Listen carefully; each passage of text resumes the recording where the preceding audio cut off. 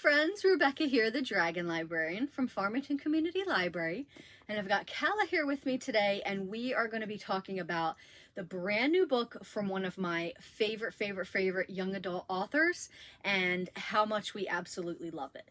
Because sometimes, when you have an author that you love so much and they come out with a new book, you get a little bit worried, right? You're like, oh my gosh, is it going to live up to the hype? Is it going to live up to all the other previous books? Is it going to live up to my own expectations of it, right? Sometimes we can get a little bogged down with all those reader expectations. Well, at least I do anyway. But I am happy to tell you that this book is absolutely phenomenal.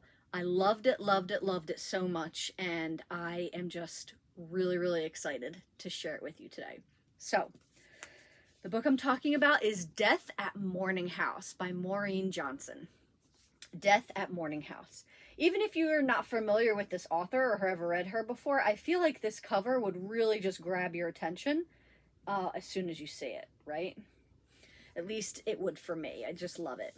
So, Maureen Johnson is the author of, most famously, the Truly Devious series, which is a really great young adult mystery series. And she's written some other books prior to that.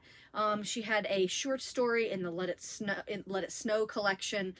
She's written a couple other things too, but really Truly Devious is, I think, her biggest claim to fame. It's one of the top 3 young adult thriller / mystery series that I always recommend to teens when they come in, and adults too, because they're fantastic. So what is so special about Maureen Johnson is that she really writes teens just perfectly.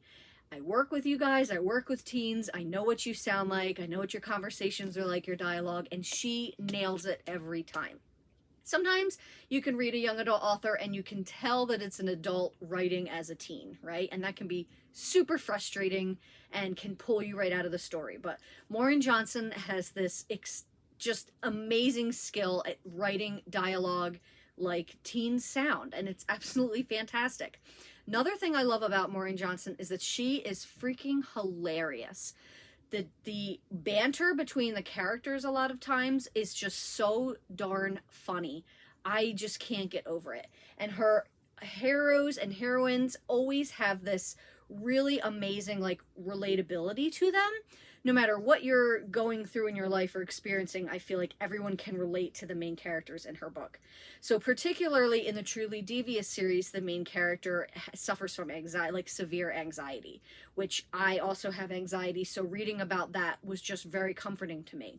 And there's lots of other examples like that, but she is just phenomenal. So this book, I'm happy to tell you, is a standalone story. You do not have to read the Truly Devious series. It's not a part of the Truly Devious series. It's not the start of a new series. It's literally just a standalone book. Boom, one and done, which is, fantastic. Now, I love a series as much as the next person, but I also really appreciate standalone books because it's really nice to just go in, pick up a book, and then not have to worry about waiting a really long time for the author to finish the series, right? Or to put the next one in the next book in the series out. So I'm happy to tell you this one, totally fine. So what is this about? What is this one and done standalone book about? So obviously it's a mystery, as you can tell. It's a mystery / thriller. And it starts out with the main character, Marlo, who is starting her summer vacation on not the best note. Primarily because she accidentally burned a house down. That does not sound like a good start to the summer, right?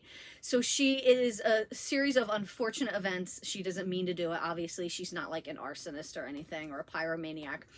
But she is house-sitting this house, and through a candle accident, a candle gone awry, the house burns down. So she is like the pariah of her town now. All her classmates are coming in to talk about her and look at her where she worked at this ice cream place.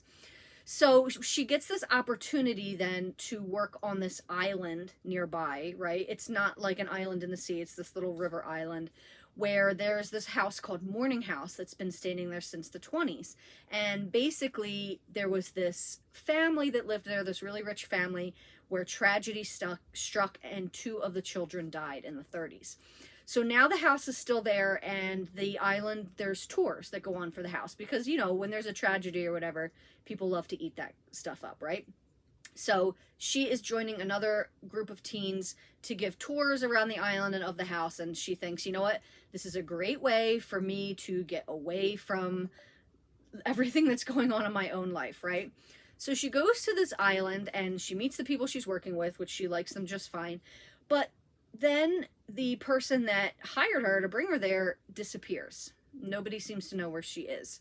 And she's also uncovering all this evidence that is starting to uncover stuff about the deaths in this family where they originally lived back in the 30s. So there's all kinds of stuff going on. There's two really simultaneous mysteries that you really aren't sure if they're connected or not. But you're going to have to read it to find out. And Marlowe has to try to figure out what is going on before it is too late.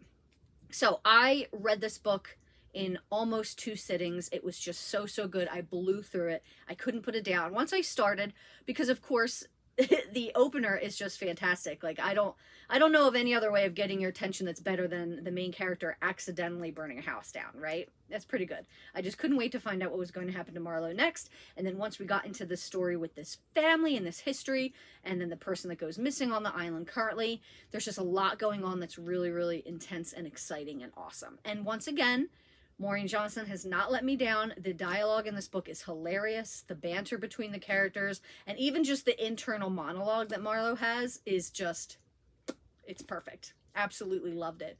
So if you're looking for a thriller / mystery that is a little bit on the light side, right, has a lot of humor in it, and it's just really fun read, check out Death at Morning House. And if you haven't read anything by Maureen Johnson before, after you read this one, check out her Truly Devious series, because it is wonderful.